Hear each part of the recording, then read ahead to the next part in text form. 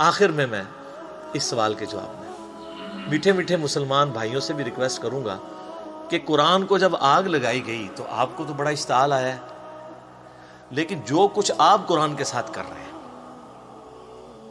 یہ کتاب زندگی تھی، کتاب ہدایت تھی، انہوں نے آگ لگائی ہے، آپ نے آگ لگائے بغیر اس کتاب کے اوپر پابندی لگا دی ہے، اسے جزدان میں لپیٹ کے سب سے اونچی جگہ پہ رکھا ہوا ہے جہاں سے کوئی غلطی سے بھی نہ اٹھا لے، اپنی بچیوں کی رخصتی کے لیے بچوں کو نیچے سے گزارنے اور پیپر دینے کے لیے بچوں کو جانے کا یہ ذریعہ بنایا ہوا ہے، اس سے زیادہ آپ قرآن کو اہمیت نہیں دیتے، تو شامت تو آپ کی بھی آنی ہے، قرآن کی بے حرمتی تو آپ نے بھی کی ہوئی ہے۔ وہ لوگ جو پوری زندگی قرآن کھول کے نہیں پڑھتے ترجمے کے ساتھ کہ اللہ نے ہم سے کیا ڈیمانڈ کی ہے، وہ لوگ مر جاتے ہیں تو ان کی میت پہ بیٹھ کے لوگ قرآن پڑھ رہے ہوتے ہیں ان کو ثواب پہنچانے کے لیے، تو کیا ثواب پہنچنا ہے ان کو خود ہی سمجھ لیں، جس نے خود اپنی زندگی میں اللہ کو سیریس نہیں لیا۔ سورۃ الفرقان کی آیت نمبر 30 ہے، 30 قرآن حکیم میں سخت ترین آیات میں سے ہے، پارہ نمبر 19 کے پہلے پیج پہ، وقال الرسول یا رب ان قوم اتخذوا هذا القرآن مہجورا۔ نبی صلی اللہ علیہ وآلہ وسلم شکایت کریں گے کہ اے اللہ میری امت نے قرآن کو پیٹھ کے پیچھے ڈال دیا تھا۔ ہمیں تو بتایا گیا نبی علیہ السلام شفاعت کریں گے، انشاءاللہ ضرور کریں گے، لیکن شکایت بھی تو لگائیں گے، اور جب شکایت لگے گی پھر شفاعت کی انٹینسٹی کیا رہ جائے گی، اس کو بھی سوچنے کی ضرورت ہے۔ نبی علیہ السلام پوری زندگی قرآن قرآن قرآن قرآن۔ سورہ ال عمران کی آیت نمبر 103 ہے، وَاعْتَصِمُوا بِحَبْلِ اللَّهِ جَمِيعًا وَلَا تَفَرَّقُوا۔ اللہ کی رسی یعنی قرآن، وہ غدیر خم کی حدیث ہے صحیح مسلم میں، انٹرنیشنل نمبر کے مطابق 6225 سے 6228 تک، اللہ کی رسی اس کتاب کو کہا گیا، مضبوطی سے پکڑ لو اور فرقہ واریت میں مت بڑھو۔ مطلب یہ ہے کہ بائنڈنگ فورس امت کے لیے فرقہ واریت سے نجات کے لیے قرآن ہے، تبھی کہا گیا نا کہ اللہ کی رسی کو پکڑو، بائنڈنگ فورس ہوگی تو پھر آپ علیحدہ نہیں ہوں گے نا۔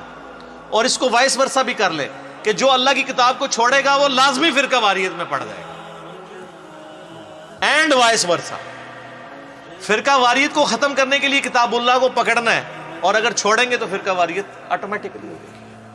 اسی طریقے سے صحیح مسلم میں 2005 نمبر حدیث ہے، اللہ کے محبوب صلی اللہ علیہ وآلہ وسلم جب بھی کوئی تقریر کوئی خطبہ دیتے، چاہے جمعے کا ہوتا عیدین کا ہوتا، آپ علیہ السلام ہر خطبے کا آغاز اس سے کرتے حمد و صلات کے بعد، فَإِنَّ خَيْرَ الْحَدِيثِ كِتَابُ اللَّهِ، آگاہ ہو جاؤ کہ بہترین کلام، بے شک سب سے بہترین کلام اللہ کی کتاب ہے، وَخَيْرُ الْهَدِي هَدِيُّ مُحَمَّدٍ صلی اللہ علیہ وسلم، اور ہدایت یافتہ راستہ محمد صلی اللہ علیہ وآلہ وسلم کا ہے، وَشَرَّ الْأُمُورِ مُحْدَثَاتُهَا، اور بدترین کام وہ ہیں جو دین میں خود سے داخل کر دیے جائیں، وَكُلَّ مُحْدَثَةٍ بِدْعَةٍ، اور تمام نئے کام بدعتیں ہیں، وَكُلَّ بِدْعَةٍ ضَلَالَةٍ، اور تمام بدعتیں گمراہیاں ہیں، وَكُلَّ ضَلَالَةٍ فِي النَّارِ، اور تمام گمراہیاں دوزخ میں لے جانے والی ہیں۔ یہ صحیح مسلم میں بھی، سنن نسائی میں بھی، ابو داؤد ترمذی ابن ماجہ میں بھی سکیٹرڈ فارم میں یہ سارے خطبے موجود ہیں۔ تو نبی علیہ السلام پوری زندگی جس کتاب کو ایمفسائز کرتے رہے، اس کتاب کو آگ لگانے پر کافر پر تو غصہ ہے، جو آپ نے انٹلیکچوئل آگ اس کتاب کو لگا رکھی ہے، فزیکل آگ نہیں لگائی ہوئی، لیکن اینڈ ریزلٹ یہ ہے کہ انہوں نے بھی کتاب اللہ کی توہین کی، آپ نے توہین اس حوالے سے کر دی کہ قرآن کے اوپر عمل ہی نہیں کیا، قرآن کو جزدان میں لپیٹ کے رکھ دیا، اس کا ترجمہ ہی نہیں پڑھا۔ اور یار کوئی گورا بھی آپ کو خط لکھے نا تو آپ 4 دوستوں کے پاس جائیں گے اس کا ترجمہ کروانے کے لیے، اور جو اللہ نے آپ کی کتاب زندگی آپ کی طرف بھیجی، آپ کے پاس یہ ٹائم بھی نہیں کہ اس کے ترجمے ہوئے میں، اگر آپ بریلوی ہیں حمزہ بریلوی صاحب کا ترجمہ پڑھ لیں، اگر دیوبندی ہیں اشرف علی تھانوی صاحب کا پڑھ لیں، اگر اہل حدیث ہیں تو جونا گڑھی صاحب کا پڑھ لیں، اگر آپ اہل تشیع ہیں تو سید فرمان علی شاہ صاحب کا پڑھ لیں، اگر آپ بالکل سادہ مسلمان ہیں کسی کا نہیں پڑھنا چاہتے نیوٹرل بندوں کا، تو آپ مولانا مودودی کا پڑھ لیں، اور اسی طریقے سے فتح محمد جلندری کا پڑھ لیں، وہ پڑھو صحیح، روند نہ مارو۔ تو قرآن کو انہوں نے آگ لگائی بھی ہے، اور آپ نے آگ لگائے بغیر قرآن بین کیا ہوا ہے، اور اس سے بڑھ کر یہ کہ انڈیا پاکستان بنگلہ دیش کا مولوی کہتا ہے قرآن ڈائریکٹ نہ پڑھنا گمراہ ہو جاؤ گے۔ یہ جو یہودی نما مولوی آپ کے ممبر پہ چڑھا ہوا ہے، اگر آپ کو کوئی یہودی عیسائی آ کے کہ قرآن نہیں ڈائریکٹ پڑھنا آپ گمراہ ہو جاؤ گے، آپ کہیں گے اللہ کا دشمن ہے، اور اگر مولوی کہتا ہے تو آپ کہتے ہیں سبحان اللہ بالکل صحیح کہہ رہے ہیں مفتی صاحب۔ تو اس کی پھکی میرے پاس ہے، ان سے کیا ہم ڈائریکٹ قرآن پڑھتے بھی نہیں ہیں, ہم تو احمد بریلوی صاحب سے پڑھ رہے ہیں کیونکہ ترجمہ انہوں نے کیا ہوا ہے. آپ بتائیں آپ کو قرآن زیادہ آتا ہے یا احمد بریلوی صاحب کو؟ تو کون سا بریلویوں کا مفتی ہے جو کہے گا مجھے زیادہ آتا ہے؟ تو ان کو تو انہوں نے اردو میں کیا, اور اردو میری مدر ٹنگ ہے. جس طرح صحابہ کرام کی مدر ٹنگ تھی عربی, ان کو کسی سے ترجمہ نہیں کرانا پڑتا تھا. زیادہ تر صحابہ بالکل امی تھے, ان پڑھ تھے, لیکن ان کی زبان تھی, ان کو سمجھ آتی تھی. اب اردو تو ہماری اپنی زبان ہے نا, اردو سیکھنے کے لیے تو ہمیں کسی مولوی کے پاس جانے کی ضرورت نہیں ہے. اور اگر مولوی کے پاس جانا ہے تو سب سے بڑے مولوی نے ترجمہ کر دیا ہے, احمد بریلوی صاحب نے. جو بندی سے پوچھیں کہ آپ کو زیادہ علم ہے یا اشرف تھانوی صاحب کو, کہا تھانوی صاحب کو. تو ہم کہیں ہم تو ان سے پڑھتے ہیں, انہی کا ترجمہ ہے. اور یہ ترجمے انہوں نے کیا قرآن بیچنے کے لیے اور پیسے کمانے کے لیے لکھے تھے یا عوام الناس کی بھلائی کے لیے؟ بھلائی کے لیے. تو سر اس بھلائی سے ہمیں نفع بھی نہیں آپ اٹھانے دیتے. کہتے ہیں علماء سے دور کرتے ہیں. اور سر ہم کہتے ہیں علماء سے جڑیں, ہم ہی تو جوڑ رہے ہیں, دور نہیں کر رہے. ہاں جو سو کالڈ مولوی بنے ہوئے ہیں جو قرآن سے دور کرنا چاہتے ہیں, ہم کہتے ہیں ان سے بچیں, نقالوں سے ہوشیار رہیں. آج گورے کو قرآن کا ترجمہ انگریزی میں پڑھ کے ہدایت مل رہی ہے. 2007 میں کلنٹن پاکستان آئے, 2 دفعہ پریزیڈنٹ رہے ہیں امریکہ کے. میں نے خود جیو کے اوپر ان کی یہ ویڈیو دیکھی ہوئی ہے, یوٹیوب پہ بھی آپ کو امید ہے مل جائے گی. اسلام از دا فاسٹسٹ گروئنگ ریلیجن ان امریکہ. کیوں؟ وہاں کس حافظہ اللہ, کس رحمہ اللہ, کس آیات اللہ, کس دامت برکاتم عالیہ, کس مدہ ذلہ کی دعوت پہنچی ہوئی ہے. قرآن کا ترجمہ جب 2001 میں ٹوئنس ٹاور کے اٹیک کے بعد اسلام کو ملائن کیا گیا, لوگوں نے اسلام کو اسٹڈی کرنا شروع کیا, اسلام کی طرف مائل ہو گئے. اور بخاری مسلم میں حدیث ہے, نبی صلی اللہ علیہ وآلہ وسلم نے فرمایا اللہ تعالیٰ نے ہر نبی کو کوئی نہ کوئی معجزہ دیا تھا, اور مجھے اللہ نے وحی کا معجزہ دیا ہے. نبیوں پر ایمان لانے والے لوگوں کی تعداد ڈیپینڈ کرتی تھی اس نبی کو دیے گئے معجزے پر. مجھے اللہ نے وحی کا معجزہ دیا ہے, میں اللہ سے امید کرتا ہوں سب سے زیادہ متبعین قیامت والے دن جنت میں جانے والے میرے ہوں گے, کیونکہ میرا معجزہ سب سے بڑا ہے.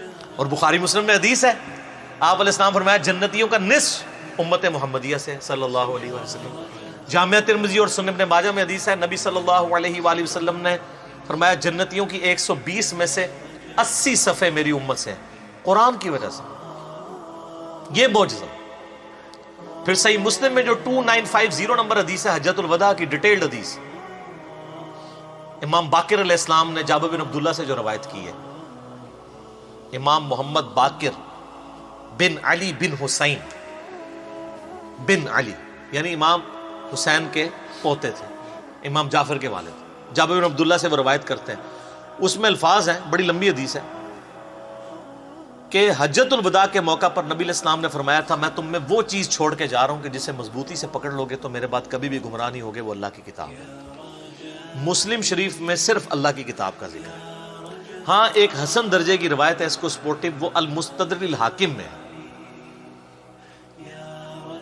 انٹرنیشنل نمبر کے مطابق 318 کتاب العلم چیپٹر میں, کہ میں اپنے باتوں میں 2 چیزیں چھوڑ کے جا رہا ہوں, ایک اللہ کی کتاب اور دوسری اس کے رسول کی سنت صلی اللہ علیہ وسلم. ان کو پکڑ لینا کبھی بھی گمراہ نہیں ہوگا. اور ظاہر ہے سنت کو ماننا قرآن کو ماننا ہی, قرآن نہیں ہمیں سنت کی طرف ترغیب دلائی ہے نا.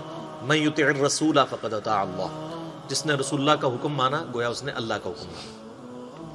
قل ان کنتم تحبون اللہ فاتبعونی یحببکم اللہ, اگر تم اللہ سے محبت کرتے ہو تو پھر نبی علیہ السلام کی اتباع کرو, پھر اللہ بھی تم سے محبت کرے. تو حجۃ الوداع پہ بھی قرآن. پھر حجۃ الوداع کے بعد جو خطبہ غدیر خم کا, مدینہ شریف واپس آتے ہوئے خم نامی گاؤں میں آپ علیہ السلام نے خطبہ دیا. صحیح مسلم میں اوپر تلے 4 حدیث ہیں, 6225 سے 6228 تک. آپ علیہ السلام کے الفاظ ہی کنکلوڈنگ ہیں, اے لوگو آگاہ ہو جاؤ, میں بھی ایک انسان ہوں, قریب ہے کہ اللہ کا قاصد یعنی موت کا فرشتہ میرے پاس آئے اور میں اس کی دعوت قبول کر لوں. میں اپنے باتوں میں 2 بھاری چیزیں چھوڑ کے جا رہا ہوں. ان میں سے پہلی چیز اللہ کی کتاب ہے, اس میں ہدایت ہے, اس میں نور ہے. تم اللہ کی کتاب کو پکڑو, اپنا تعلق اس کتاب کے ساتھ مضبوط کرو. اللہ کی کتاب اللہ کی رسی ہے, جو اسے پکڑے گا ہدایت پر ہوگا, جو چھوڑ دے گا گمراہ ہو جائے گا. اور زید بن ارقم کہتے ہیں پھر نبی علیہ السلام ہمیں ترغیب دلاتے رہے, اللہ کی کتاب, اللہ کی کتاب, اللہ کی کتاب, لیکن امت نے چھوڑ دی کتاب. اور پھر فرمایا دوسری بھاری چیز میرے اہل بیت ہے, میں اپنے اہل بیت کے معاملے میں تمہیں اللہ کا خوف دلاتا ہوں. 3 دفعہ یہ بات ریپیٹ کیا. لیکن امت نے نہ قرآن کو پکڑا اور نہ اہل بیت کو چھوڑا, ساروں کو ذبح کر دیا, بالکل الٹ نصیحت پہ چلے. وہاں پہ بھی اللہ کی کتاب کو پکڑنے کا حکم تھا۔ پھر بخاری اور مسلم دونوں میں حدیث ہے نبی اسلام کے وفات والے چیپٹر میں عبداللہ ابن ابی اوفا سے کسی نے پوچھا کہ بتائیے کہ یہ وصیت کرنا کیوں ضروری ہے؟ کیا اللہ کے نبی علیہ السلام نے بھی وصیت کی تھی؟ انہوں نے کہا یہ وصیت کرنا اس لیے ضروری ہے کہ قرآن میں وصیت کا ذکر آیا ہے اور اللہ کے نبی علیہ السلام نے ہمیں قرآن پر چلتے رہنے کی وصیت کی تھی۔ یعنی وصی رسول کون ہے؟ کتاب اللہ۔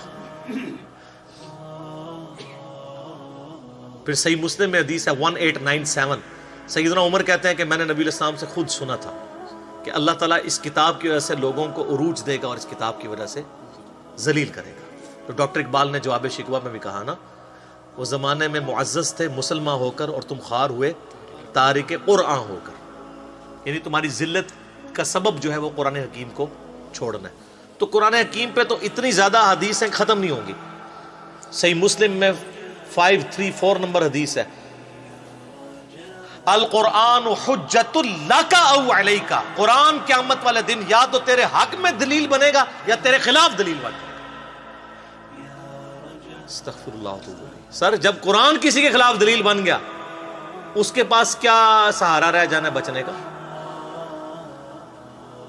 بخاری اور مسلم میں حدیث ہے نا، حدیث شفاعت ڈیٹیلڈ، اس میں یہ بھی الفاظ ہیں، نبی علیہ السلام فرمایا جب میں آخری دفعہ دوزخ کی طرف جاؤں گا نا تو مجھے بتایا جائے گا کہ اب دوزخ میں صرف آپ کے وہ امتی رہ گئے جنہیں قرآن نے جنت میں جانے سے روک لیا اور وہ کبھی بھی جنت میں نہیں جائیں گے۔ کون؟ انہ من یشرک باللہ فقد حرم اللہ علیہ الجنہ ومأواہ النار وما للظالمین من انصار۔ مشرک کو قرآن روک لے گا۔ ان اللہ لا یغفر ان یشرک بہ ویغفر ما دون ذلک لمن یشاء، بے شک اللہ شرک کو تو معاف نہیں کرے گا، اس کے علاوہ جتنے گناہ ہیں جس کے لیے چاہے گا معاف کر دے گا، وہ بھی اوپن لائسنس۔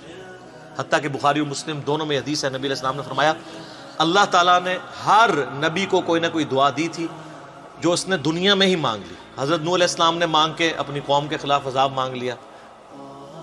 میں نے اپنی دعا اپنی امت کے لیے سنبھال کر رکھی ہے، میری دعا سے میرے ہر امتی کو نفع پہنچے گا سوائے اس شخص کے جس نے دنیا میں اللہ کے ساتھ کسی قسم کا شرک کیا۔ شرک is the most sensitive issue in the sight of Allah. البتہ دنیا میں توبہ کر لی پھر آخرت میں معافی ہے، بلکہ سورہ الفرقان کی آیت نمبر 70 ہے کہ جو دنیا میں شرک سے بھی توبہ کر لے گا ہم اس کے گناہوں کو بھی نیکیوں سے بدل دیں گے، لیکن دنیا میں، آخرت میں معافی ہے۔ تو قرآن یا تمہارے حق میں حجت ہے یا تمہارے خلاف۔ صحیح مسلم 534 انٹرنیشنل نمبرنگ کے مطابق۔